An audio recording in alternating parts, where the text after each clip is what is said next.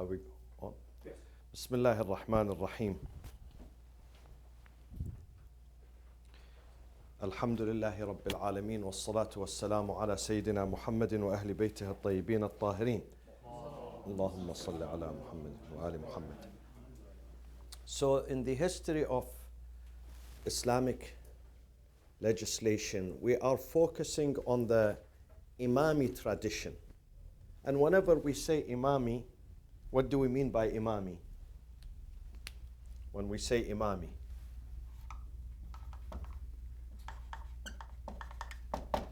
Imami is the legal and a professional term for Shia Islam. So in the books, you are not going to, in the books, in the essays, in the lectures, the formal lectures, you are not going to see Shia Ithna Ashar. You're going to see Imami. Most of it is focused on Imami. Imami is a reference to Shia Islam. Then the other tradition, how do we define the other schools? What do we say? No, this is not the real name. Ahl Sunnah is superficial. We use it in conversations. School of Sahaba. School of Sahaba. So this is a reference to the Shia Islam, to the Shias, and Sahaba or school of SA.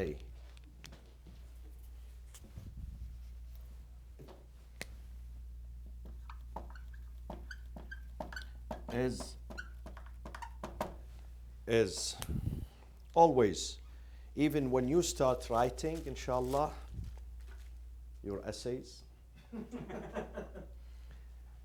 No essays, no. But this is the legal one. This is the professional, the scientific, the intellectual term is this, Imami. And the study of A'imma is called imamology. Have you heard of this? If you Google it, you will find many books, many articles. Imamology. Imamology. Imama is the science of imama. So the history of legislation is focused on this. We're going to speak about this, but 70% of it is going to revolve around this, the Imami tradition, maybe 30% about other traditions. Why? Because there are many books, thousands of books, articles, essays, lectures, and also in the universities throughout the Muslim countries, 55 Muslim countries we have today, 55, almost 55. When they teach at the universities, they teach this. When they speak about history of Islamic legislation, they speak about this. They ignore that one. They ignore that one. Maybe few of them, very few, less than 1% who speak about the Imami tradition. But mostly they speak about their tradition. But here we are going to speak about the Imami tradition and how legislation deriving laws started to evolve. How it was born, and then how slowly this process started to evolve, and the history of the mujtahideen, their work, their writings, the obstacles that they faced, many obstacles. We spoke about a couple of them. The emergence of the Akhbari tradition. The Akhbari, they only believe in the hadith. They don't believe in ijtihad. They say ijtihad, they argue, ijtihad is a sin. How do you bring your own opinion? One time Ayatollah Khoi, who is Usuli, Ayatollah Khoi belongs to the Usuli tradition. Now we don't have Akhbaris. Maybe if we have one or two. But nowadays the mainstream, 99.9% of the mujtahideen, the scholars, they belong to the Usuli tradition. One time Ayatollah Khoi was asked, written a question, and the answer is written, that has it happened that you, so far, you used only reasoning, your aql, your mind, in delivering a fatwa, a religious edict? Has it happened without using the Quran or the Hadith? He said, never, never ever. Yes, we call it reasoning, but reasoning within what? Within these boundaries, within these main sources, not outside, not outside these sources. And we will come to this bit, that our Imams always, they said, always they argued, they said, they stressed that there is no question today, no mas'ala, no affair without an answer in the Quran or the Sunnah. But of course you need an expert. If you give the Quran and the Sunnah to someone who's not expert, he says, I don't find it. Where is the answer? Show me. Don't find it. But when you give it to the expert, he can find it. So the art, the talent of finding the answer in the Kitab and Sunnah is called ijtihad. Are you with me? What is ijtihad? Ijtihad, very simple. Simple definition. Very simple definition of ijtihad. Ijtihad is juristic reasoning. What is juristic reasoning? What is it? Explain it to me. If we want to simplify the meaning of juristic reasoning is to find the answer, the talent, the art of finding the answer of fiqhi questions in the Quran and the Sunnah, to derive them. Have you seen some divers, when they go deep, they come back with pearls from the bottom of the sea? Maybe there are other divers who go there but they don't find it. There are other divers who go there but they can't go that deep. They can't. But there are divers who go to the bottom of the sea and they come back not empty-handed. Not empty-handed. They come back with pearls. This is how the jurists do. Jurists, they dive deep into the book, the kitab, the book, the Quran and the Sunnah of the Prophet and the Imams. They come up with an answer. While others, they read the Sunnah and the book, but they come empty-handed because they are not expert. So this is the meaning of ijtihad. Now, the second point is, if you have any questions, please don't hesitate. I welcome questions, I welcome comments. So cut me off before we go to the next subject and ask, please. Ask. If you have any question, don't hesitate to ask. I remind you of the story of the Arabi. The Sahaba of the Prophet, they say, we used to sit around the Prophet, but we were too embarrassed to ask him questions. Too embarrassed. Why? Because if I ask him this question, people will say, look, he's been with the Prophet, he doesn't know the answer. He's been with the Prophet 20 years, he doesn't know the answer.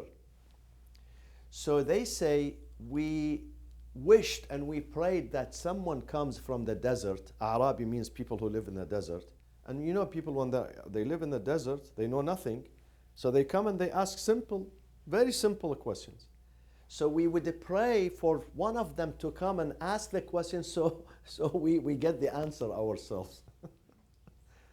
Yes, Saeed Habibi, yes. So that hadith, does that stem back to the time of Baybat al-Sughra or Kubra from Imam al-Asr, where it says there's no masala that can't be solved through jurisprudence? The hadith, we will come to that hadith. It goes to the time of Imam al-Sadiq. Oh, okay. Imam al-Sadiq, much earlier than the Ghayb al-Sughra, much earlier. Okay. The time of Imam Sadiq, because all these legislations, tashri', in fact, they started, the peak of it, the peak of the tashri' reached during the time of Imam al-Sadiq. Okay. Imam al-Sadiq was the peak of tashri', and he is the one who formalized the Imami fiqh. Why we are called Ja'fari? We are Shia Ja'fari. There is Hanafi, Maliki, Shafi'i, Hanbali, and there is Ja'fari. Ja'fari, attributed to Imam Ja'far al-Sadiq, because he is the engineer. He is the mastermind of formalizing the Shia fiqh. He put it together. He's the founder. He's the founder, but not of himself. He had been asked by his students, Yabna Rasulullah, is this your personal opinion you are giving us? He says, no. Whatever I am giving you, it's found in the book and in the sunnah of our Prophet Muhammad sallallahu alaihi wasallam.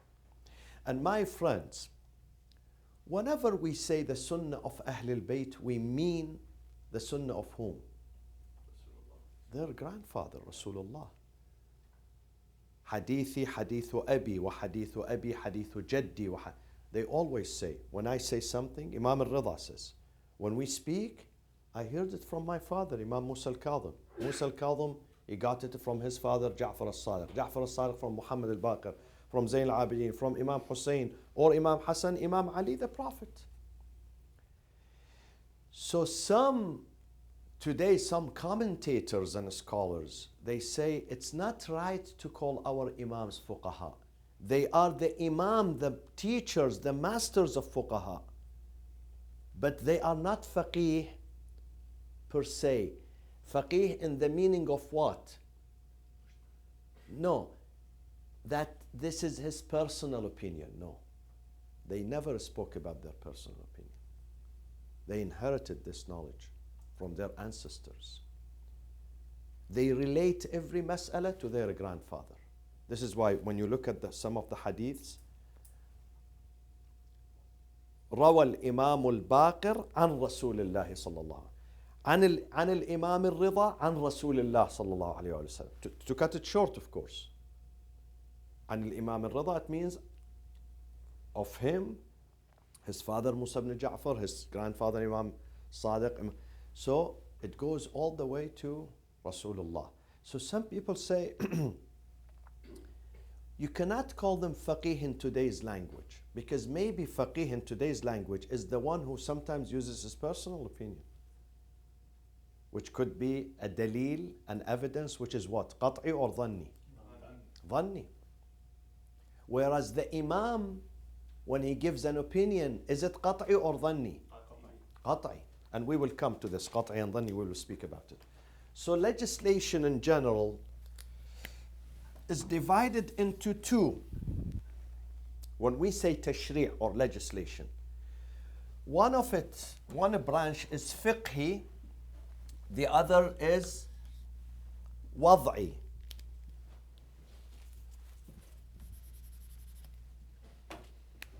Wad'i. What do we mean by that? Wad'i. Fiqhi, my friend, means fiqhi. It means either divine, such as what?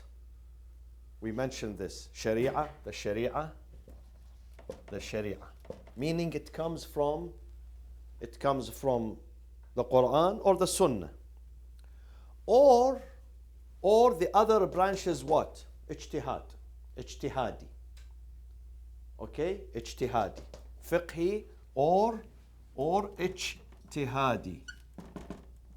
Meaning that it comes through Quran and Sunnah, but through what? Through the process of what, my friends? Ijtihad, reasoning.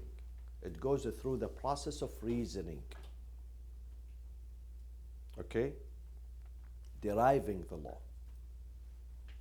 Either straightforward, aqimus salat. You read the book, you don't need a mujtahid to tell you that the prayers is mandatory. You don't need, because you find it in the book.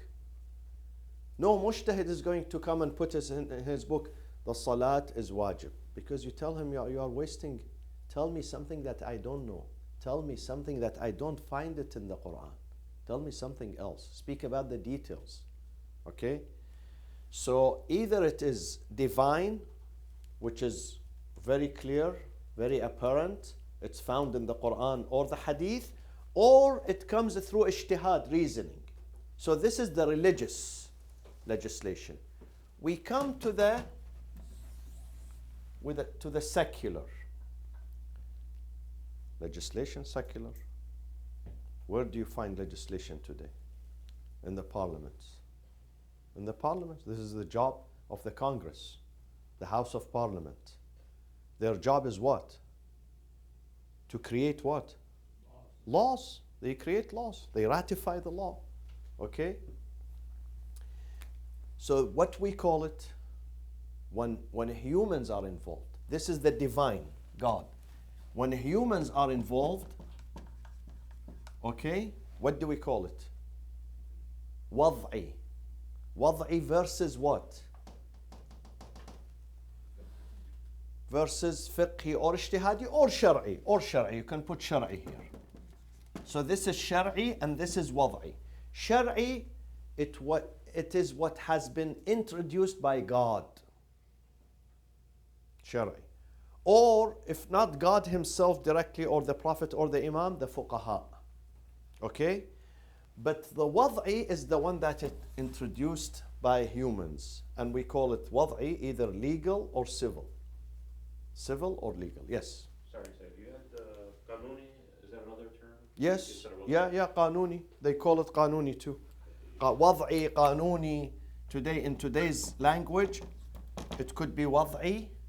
Wad'i, what does wad'a mean? Introduction. When you introduce something. This is called wad'a in the Arabic literature or in the theological terminology. Wad'a means introduction, when you introduce a law. So either wad'i or qanuni, which is civil or legal.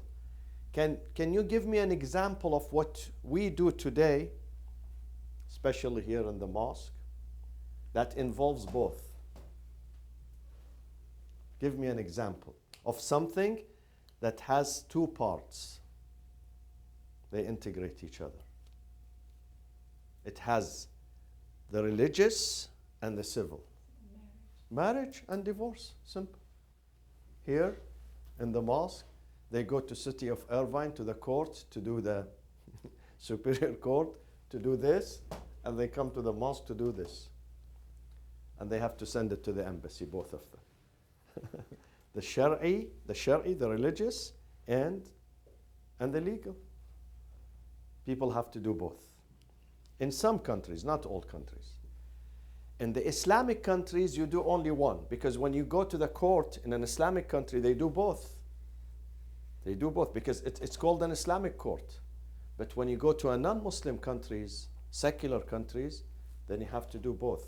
And this is why it creates confusion. Many people, they come after so many years of getting married and having children. They think that, or they pretend, I don't know, God knows. They tell me that we did it in the court. Isn't that enough, the marriage or the divorce? We tell them no. The court of an Islamic country is enough because they're going to do the religious one for you, and the religious one is accepted in Muslim countries as legal. But here in this country, it has no value. Religiously, it has no value. Neither alone the religious one is going to help you in this country, because this religious paper of divorce or marriage, the marriage certificate or divorce certificate in the court, it has no value, zero value, doesn't have any value. And I've seen sometimes they take the case to the court, and then she says that he married me and he promised me to give dowry $100,000. It happens, these are real stories. So the judge calls us through the attorney. Did you do this? We say, yeah, we did this. He said, but this has no value. I said, okay, no value. I'm not saying it has value. It is religiously binding, but not legally, it's not binding. This is why we advise people. In case of marriage or divorce, you have to do the legal, the wad'i, the civil, and then you come and do the religious in this country. They have to do both. So what was the main characteristics, or what are the main characteristics of the religious legislation, divine legislation? Can you give me? There are differences between this and that. Think about it. I mentioned some of them yesterday here. I wrote them down here. Couple of differences between this type of legislation and this one. The religious, the Shar'i, or the legal, the Wad'i, the human. What is the difference between them? Can I make a guess? Yes, Wasn't here, but the Shari cannot be changed. exactly. She was not here last night, subhanallah, as if she was here. So in this one, it is fixed, thabit. Thabit means fixed. God said 5 times you pray. It wouldn't change. It's fixed. From the day the Prophet started the prayers became mandatory upon the Muslims until the Day of Judgment. 5 daily prayers. 5 daily prayers. It would not shrink to 3 or to 2 or to 1. It would not expand to 6 or 7. 5 daily prayers.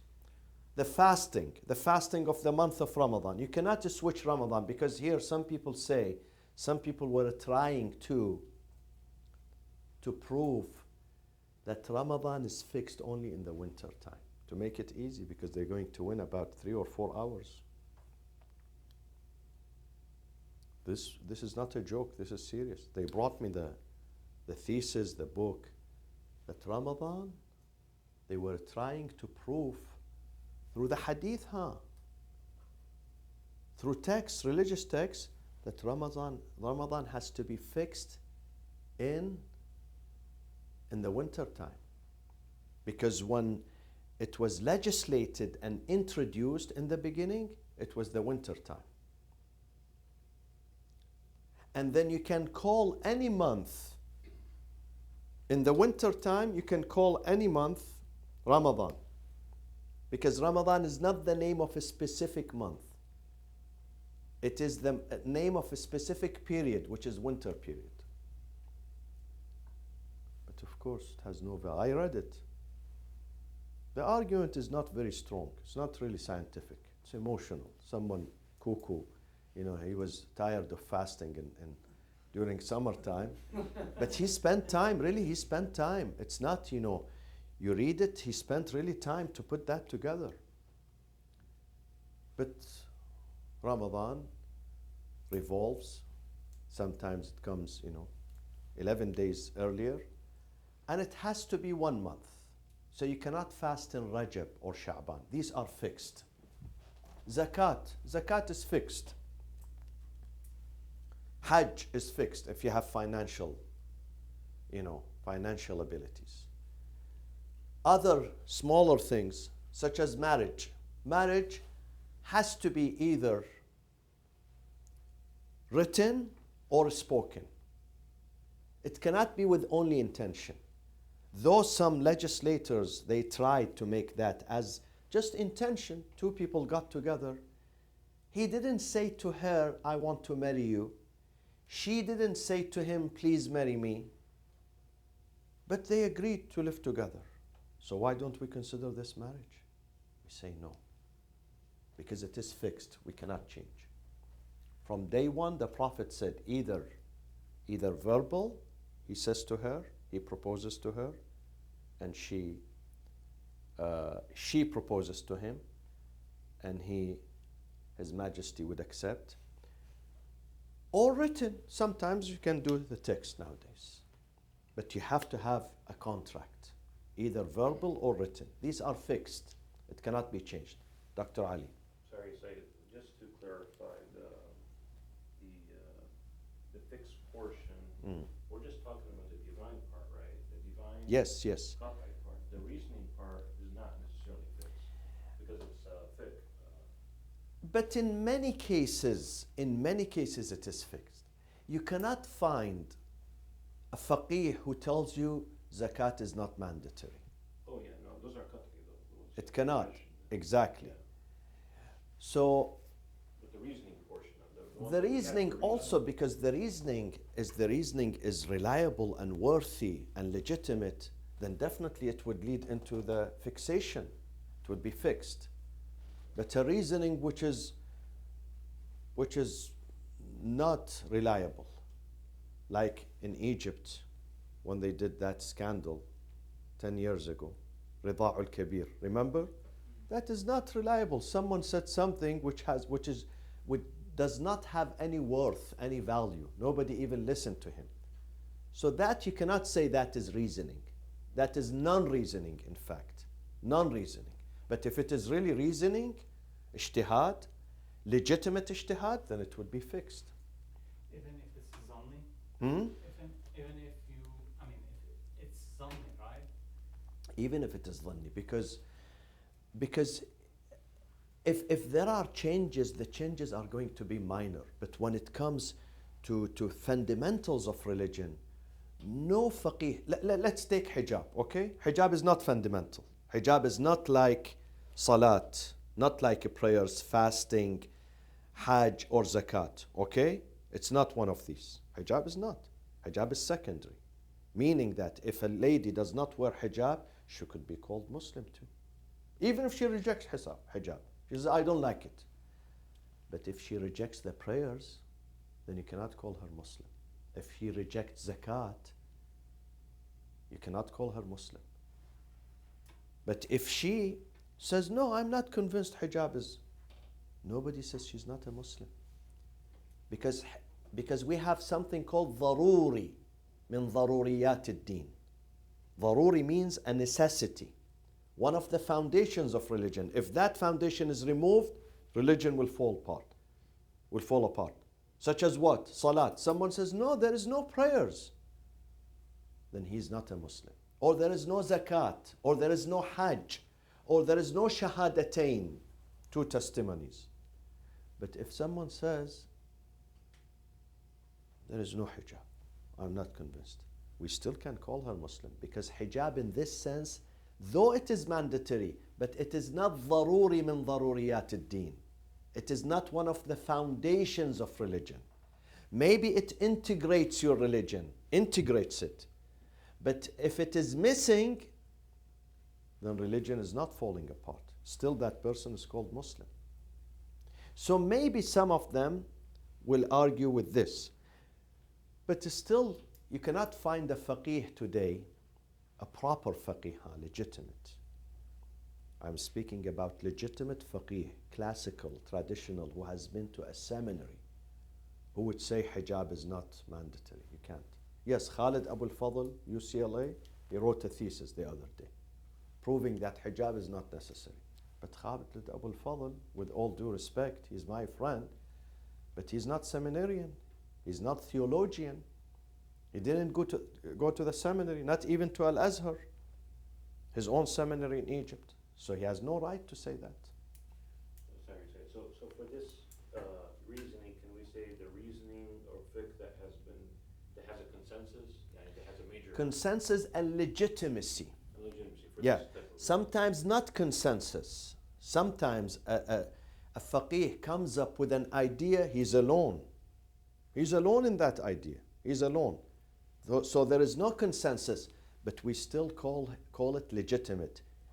But don't mix between legitimate and right, correct. Don't. Sometimes the faqih is a legitimate faqih, and he gives a legitimate opinion, but the opinion is not correct. Do you follow me on this or not? Does it make sense? Because we spoke about this last night. Faqih says, I am using my tools to dig into this area. And then he did. The process is legitimate. But somehow, he's not too smart. He's not too genius. He was not. The process was legitimate. It's like you, doctors, when you do surgery. The process is legitimate.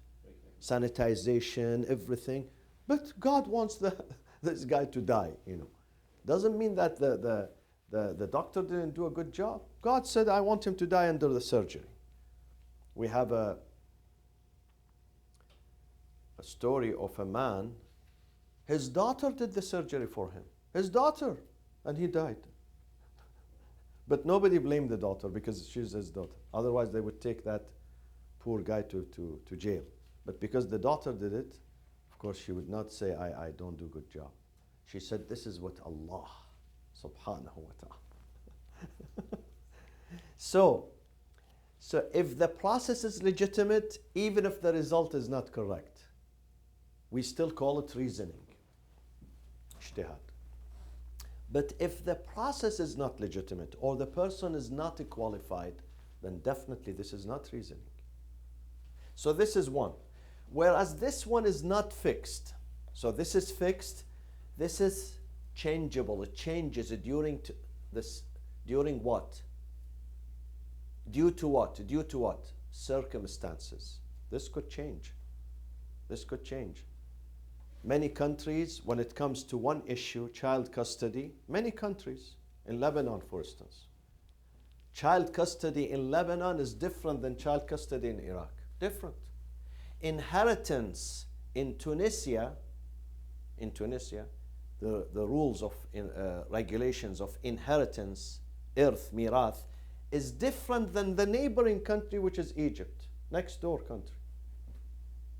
In Tunisia, they say men and women are equal. They get equal share, men and women, the civil court.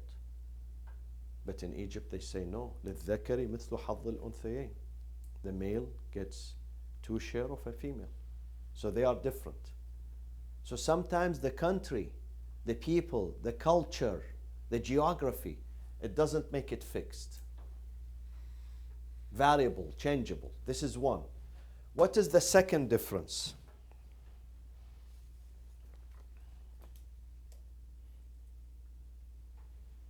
The Sharia, maybe God made one and people made the other one. Assalamu alaikum. Do you want to join? Yeah. Go to that corner. Assalamu alaikum. The second, my friends, is that when it comes to this, the Shari'i legislation, there is consensus among the jurists most of the time. There is consensus. When it comes to the major issues here in the Shari'i legislation, there is almost consensus, near consensus, ijma'. Ijma' al-fuqaha. Consensus is ijma'. Ijma'. Consensus. Okay? Whereas in this one, here we call them jurists, fuqaha. Here, what do we call them? You can call them jurists too. Huh? Legislators. Like the Congress. What they call the Congress? Huh? A body of what? Legislation. So most of them are legislators. Or they call them lawmakers. Huh? Lawmakers. Here in Europe, they call them lawmakers. Lawmakers. Okay? There is no consensus among them. No consensus. Under the dome of the parliament, you have 600 congressmen. You have 650 MPs, let's say, or 400 something in America, 430, 35. In the UK, they have 650 members of parliament, MPs. They differ between them. There is no consensus. Each one has an opinion. When it comes to a law, now the Brexit, let's say, Brexit in London, they don't have consensus over it, okay? Whereas when it comes to this, the verdict, religious verdict, there is almost consensus on it among the fuqaha. Almost. Not entirely 100%, but almost. So this is the difference between these two. Let's go now to the history of legislation. How did it begin? Legislation started with the Prophet Muhammad sallallahu alayhi wa sallam. The period of the Prophet.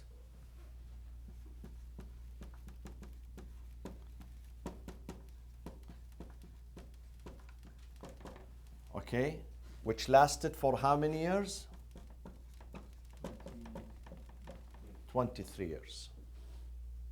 And ended year 11, Safar, like this month, Safar, 28th.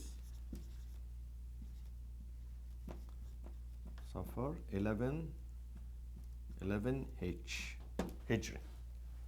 That was the end of that era. The Prophet is the first and foremost legislator, مشرع. But مشرع by himself, his desire, or by the directions of God? Directions of God. ما آتاكم الرسول فخذوه. What this man, Muhammad, brings you, tells you to do, فخذوه. وما نهاكم عنه. When he forbids you from doing something, فانتهوا. Don't do. Because he speaks on behalf of God. He is a legislator, but not out of his desire. وما ينطق عن الهوى. Hawa means desire. He doesn't legislate out of desire. He gets instructions from above. So what was the thing, what was the subject of his legislation? Huh? How did he legislate? Through what? Through Quran, revelation. Quran. Quran is book of legislation. But my friends, don't forget, Quran is a book of law. It is a book of law. It's like the Torah. Whereas the Bible or the Gospel is not a book of law. You know that. It's a book of moralities, ethics, advices, stories, but not book of law. Because Isa, was Isa a legislator? He wasn't. Musa was a legislator. Ibrahim was a legislator. Muhammad sallallahu alayhi wa sallam is a legislator, a lawgiver, but Isa was not a lawgiver. So what was Isa then? Who knows? He taught morals and ethics and behavior. Behavior? Mu'amala. But what did he say about himself in Surah Al-Saf? Surah Al-Saf. وَإِذْ قَالَ عِيسَى ابْنُ مَرْيَمَ يَا بَنِي إِسْرَائِيلَ. He said to the children of Israel. He was Israeli, so he spoke to his community. إِنِّي رَسُولُ اللَّهِ إِلَيْكُمْ. Verily, I am the messenger of God to you. Listen to this. He said, I have two main tasks. My job, two main tasks. Number one, مُصَدِّقًا لِمَا بَيْنَ يَدَيْ. Confirming. مُصَدِّقًا. مُصَدِّقًا. Confirming. مُصَدِّقًا لِمَا بَيْنَ يَدَيَّ مِنَ التَّوْرَاةِ. So I am not a lawgiver. I just came to confirm what Moses brought to you, to affirm it, to uphold it. مُصَدِّقًا لِمَا بَيْنَ. So he doesn't have a law. So you are going to continue that law. I came to encourage you to continue the law of my predecessor, Musa alayhi salam. And then the second task, what was the second task of Isa? That was the first, مُصَدِّقًا. مصدقا. The second task,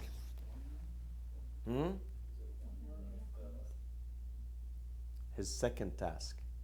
The main task is to confirm and affirm the law of Musa. So you don't forget it. You don't stray out. You stay there on the path. مصدقا. I'm not a lawgiver. And what was his second job? Very important. He was connecting between Musa and the Prophet. Musa alayhi salam is here, the Prophet is here. He was connecting between them. وَمُبَشِّرًا أحسنت وَمُبَشِّرًا بِرَسُولٍ يَأْتِي مِنْ بَعْدِ اسْمُهُ أحمد. وَمُبَشِّرًا. And giving glad tidings of a prophet, a messenger who's going to succeed me. His name is Ahmed. So he was not a lawgiver. Whereas Musa was a lawgiver and a prophet Muhammad. So the Quran, my friends, the Quran, which is a book of law, it's a book of law. Yes? Isn't it? Book of Sharia. Sharia. But how many pieces or clauses of law we have in the Quran? How many? Guess. We have 114 chapters. Okay? In the Quran, 114 chapters. How many pieces of legislation we have in this book?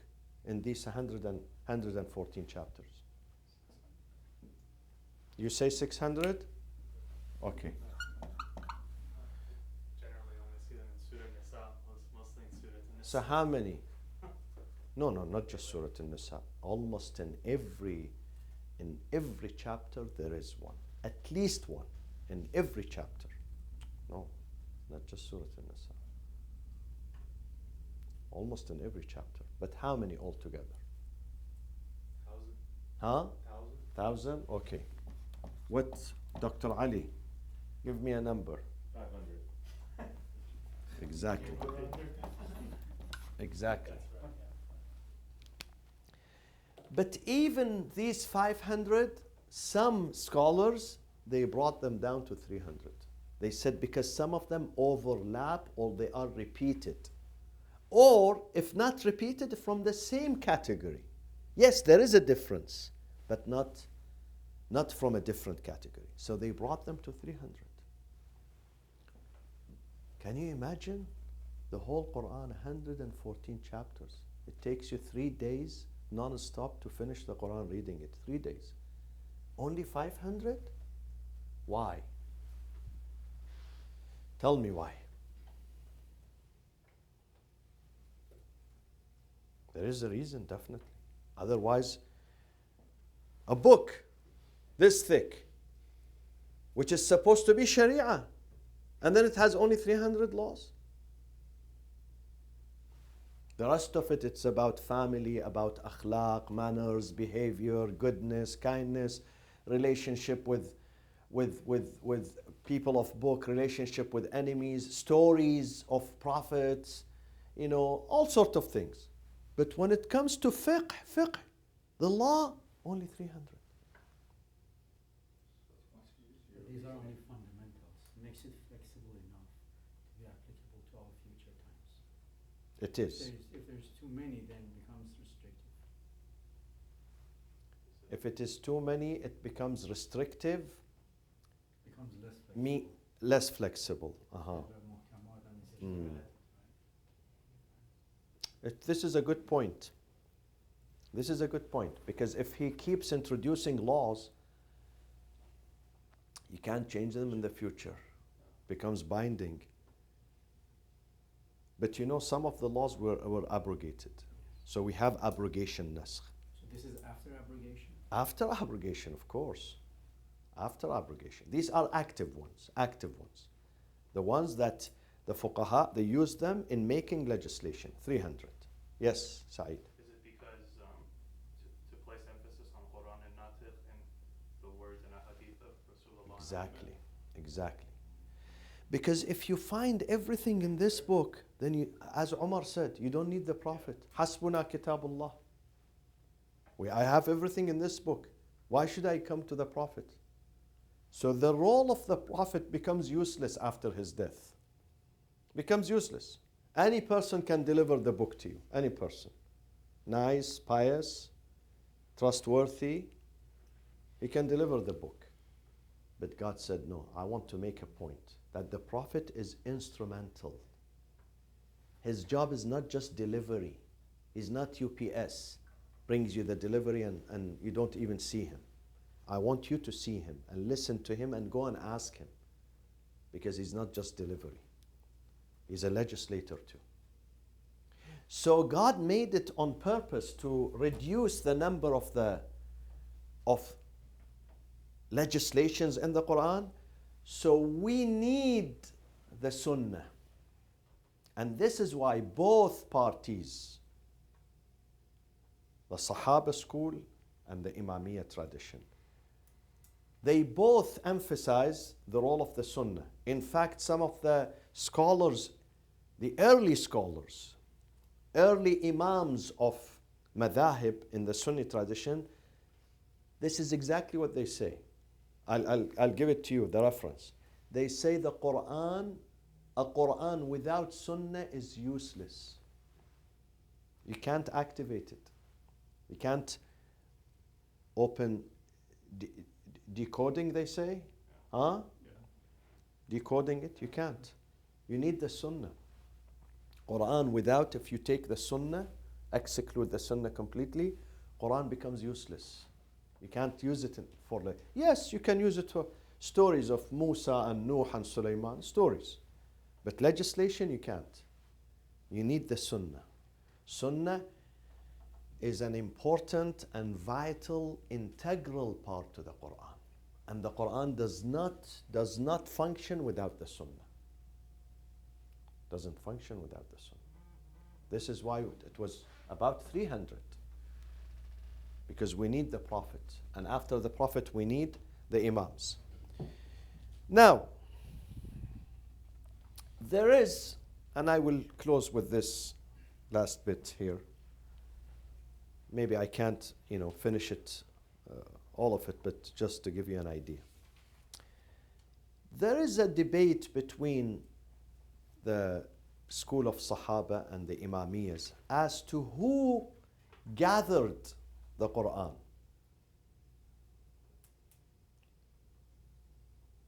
The majority of the Sunnis, not all of them, the majority, they believe that it took place during the reign of Abu Bakr and Uthman. Abu Bakr and Uthman. Jam'ul Quran. Jam'ul Quran, gathering. Huh? The compilation. Compilation, exactly. Jam'ul Quran.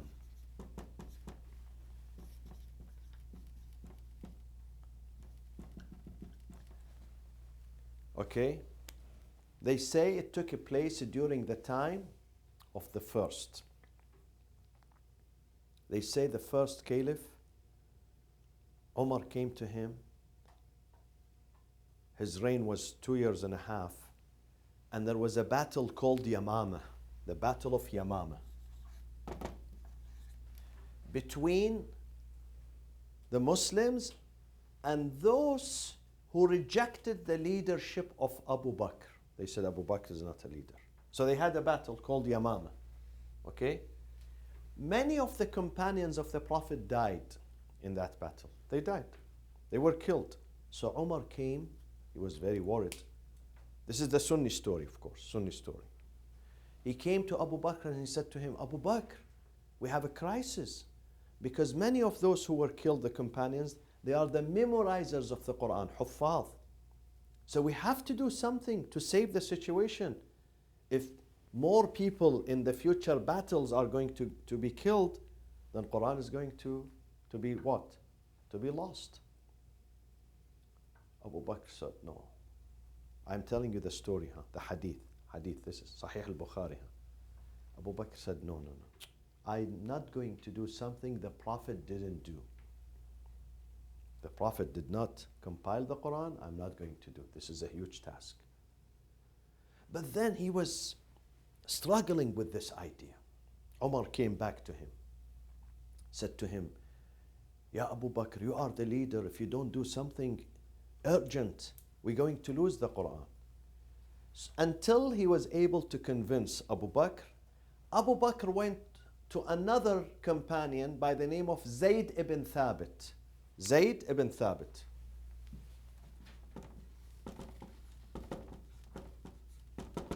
Okay? And he said to him, Zayd, you are one of the scribers of the Quran. When the Quran used to come, you were there. So this is your task. I am delegating this task to you. I am the caliph. I am busy running the affairs of the community. So this is an ad hoc committee. You establish an ad hoc committee to compile the Quran. Zayd said exactly what Abu Bakr said in the beginning. He said, no. We shouldn't do something that the Prophet didn't do. But then Umar and Abu Bakr kept insisting on him until he was convinced that this is something vital. We have to save the Quran. So they started gathering the Quran. Guess how they started gathering the Quran? The story continues to say. Because this story is rejected. In the Shia tradition, we don't believe in this story. Abu Bakr said to one of the companions, to Zayd, you stand at the door of the mosque, and every Sahabi who comes in and out, you interview him. Tell him, do you memorize some verses, some chapters?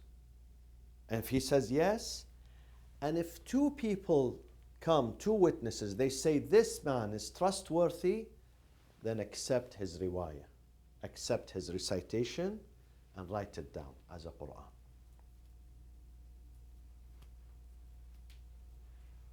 This story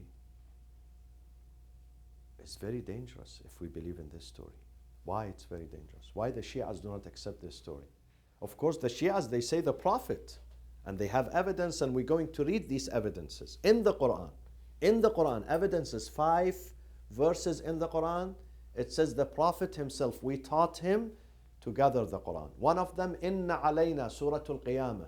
Inna alayna, God says it is upon me, my task, my job. Inna alayna jam'ahu, gathering the Quran, compiling it. Wa Qur'anahu, we gather it and we show you, Prophet, how to pronounce it.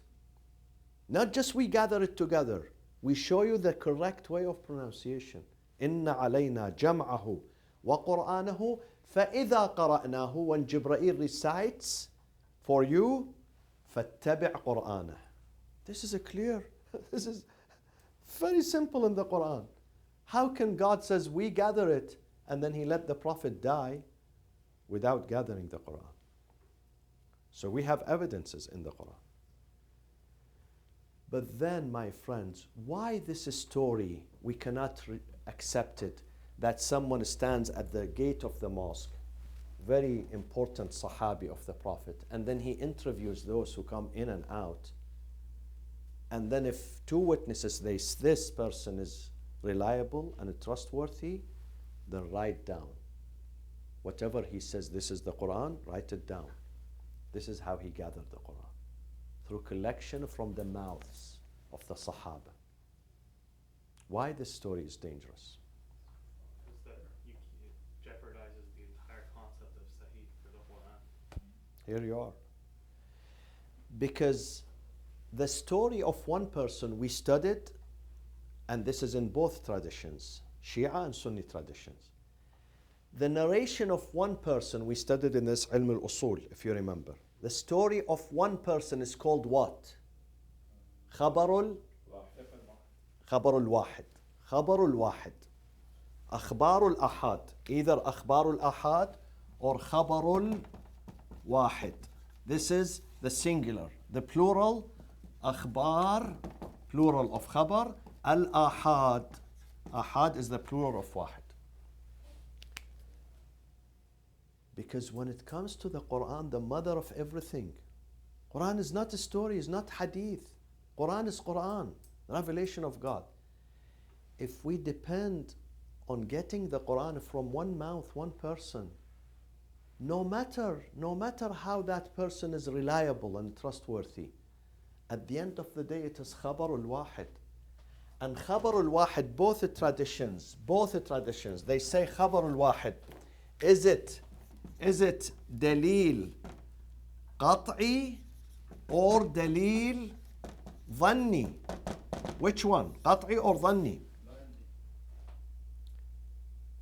The narration of a single person is considered in usul al-fiqh as an evidence from second degree evidence, not first degree. Because this is one person. So how we make it qat'i? How does the evidence becomes qat'i, certain, 100%, absolutely correct? How? Exactly, tawatur, through tawatur. Tawatur, multiple people, 40, 50, 60, and not only in one place, in this room, in that room, in this area, in that area, in this village, in that village, in this city, in that country. They all say, yes, we heard the Prophet saying. So it reaches a level of certainty. Because even if some of them are liars, the rest are not liars. This is tawatur. Whereas if one person, his evidence is conjecture, dhanni, second class. Though the Sharia would accept it, didn't we say? The Sharia would elevate it. God says even if it is dhanni, and maybe he's wrong, maybe he's hallucinating, but you have to accept. But not in the Quran, not in gathering the Quran, in the ahkam. Ahkam are secondaries. Tahara, najasa, simple things. Not in the Quran, not in the verses of the Quran. You can't depend on this. Both traditions, the Sahaba school and the Imamiyya school, they say, Al-Quran la yathbut. You cannot prove that this is Quran with khabar al-wahid. It has to be tawatur. Tawatur, multiple narrators. Multiple. Many. When I say many, it's talk of the town. Everybody knows about it. This is tawatur. This is how we gather the Quran. And the story here says he stands in the door of the masjid at the gate and he interviews people. And if one person comes, only one, and two people say he's okay, then take it from him and put it as a Quran. This is dangerous. This is equating Quran to which books? No, equating the Quran to the Gospel, to the Bible and the Torah. Today the Gospel. Who said that? John said this. He heard Jesus. They put it as a sacred Bible. Who said John did not change? And all those who narrated the Bible, they came, the earliest one of them, 40 years after Jesus. Can you imagine? And the last one came 110 years after Jesus. 110 years. Mark, Luke, John, those guys.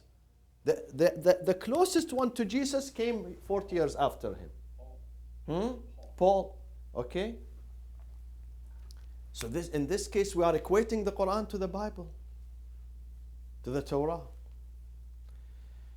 We continue, inshallah. صلى الله وسلم على سيدنا محمد وأهل بيته الطيبين الطاهرين.